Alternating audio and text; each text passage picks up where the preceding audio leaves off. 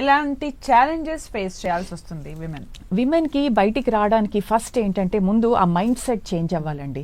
అంటే మనం విమెన్ అనగానే ఇంటికే కన్ఫైన్ చేయాలనో, లేకపోతే ఇల్లు కదా మీరు ముందు ఫస్ట్ ఇప్పుడు ఇంకా కొన్ని ప్రదేశాలు ఉన్నాయి మన దేశంలో. ఏంటంటే ఆడపిల్లలు పుడితే బాధపడతారు, ఆడపిల్లలు పుట్టకూడదు అని కోరుకుంటారు, మగపిల్లలే కావాలి అని కోరుకుంటారు. కానీ మర్చిపోయేది ఏంటంటే అసలు ఆడవాళ్ళు లేనిది అసలు ఈ మ్యాన్ కైండ్, అసలు ఈ వంశం అనేది, ఈ హ్యూమన్ బీయింగ్ అనేది అసలు ఎట్లా ముందుకు పోతారు? అసలు ఈ మనుషులు అనేది ముందు మనం పుట్టేదే ఎక్కడి నుంచి అనేది, ఆరిజిన్ అన్నది అది మర్చిపోకూడదు.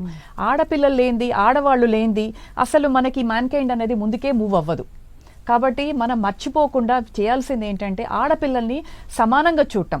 చాలా చోట్లలో చూస్తాము చదువు అనేటప్పటికి ఆడపిల్ల ఎందుకు అవసరం లేదు, ఇప్పుడు ఉన్న దాంట్లో ముందు మగపిల్లడికి చదివించుకుందాము, మగపిల్లడికి చదివించుకొని ఏంటంటే ఉద్యోగం తెచ్చుకుంటే ఆ ఫ్యామిలీకి ఏంటంటే బాగుపడతారు అని. కానీ మర్చిపోయేది ఏంటంటే ఒక మగపిల్లాన్ని చదివిస్తే ఆ కుటుంబం బాగుపడుతుంది, కానీ ఒక ఆడపిల్లని చదివిస్తే ఆ కుటుంబంతో పాటు సమాజం కూడా బాగుపడుతుంది.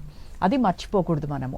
అండ్ డెఫినెట్గా ఛాలెంజెస్ ఉన్నాయండి విమెన్కి. ఇంకా ఎందుకంటే ఆ మెన్లో అంటే పురుషులలో మార్పులు వస్తున్నాయి, కానీ మనం అనుకున్నంత ఇంకా మార్పు రాలే. కాబట్టి మనం ఏంటంటే బయటికి పోవాలని, ఇంటికి వచ్చినా కూడా మళ్ళీ ఇంటి బాధ్యతలన్నీ ఆడవాళ్లే చూసుకోవాలి. ఇలాంటి కొంచెం ఏంటంటే అలాంటి మార్పులు రావాలి.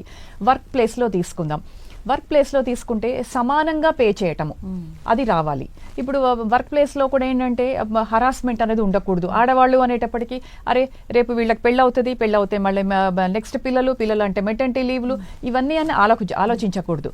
ఈ ఆడవాళ్ళకి ఇది ఇలా మెటర్నిటీ లీవ్లు ఇది బలహీనత కాదండి, అదొక బలము అన్నది సమాజంలో గుర్తింపు రావాలి, ఆ మార్పు రావాలి. ఫస్ట్ మనకి ఆ వచ్చిన రోజు డెఫినెట్గా మనం ఏంటంటే ప్రోగ్రెస్ అవుతాం. యాజ్ అ కంట్రీ అన్ని విధాలుగా కూడా ప్రోగ్రెస్ అవుతాం.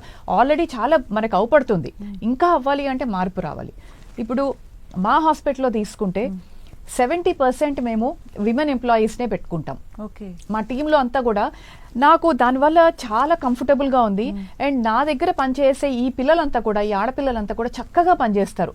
అది నాకు ఒక బలము, స్ట్రెంగ్త్ లాగా ఉంది. ఇప్పుడు నా దగ్గర పనిచేసే వాళ్ళతో ఎంత కంఫర్టబుల్గా ఉంటుంది అని అంటే అది వాళ్ళు they have become my strength. Okay, అట్లా అనమాట. సో టీంలో మాకు 70% వాళ్ళే ఉంటారు.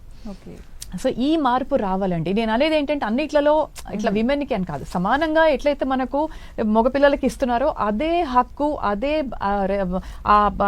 రెస్పెక్ట్ అనేది ఆడవాళ్ళకు కూడా ఇవ్వండి. అన్ని విధాలుగా ఇవ్వండి. అండ్ తప్పకుండా మగవాళ్ళతోటి నేను చెప్పినట్టు మనకి ఘర్షణ లేదు. ఇక్కడ పోటీ పడదాం, పాజిటివ్గా దాన్ని ఒక మంచిగా పోటీలాగా తీసుకొని అన్నిట్లో పోటీ పడదాం. మనం మగవాళ్ళలో కూడా ఆటోమేటిక్గా మార్పు అనేది వస్తుంది.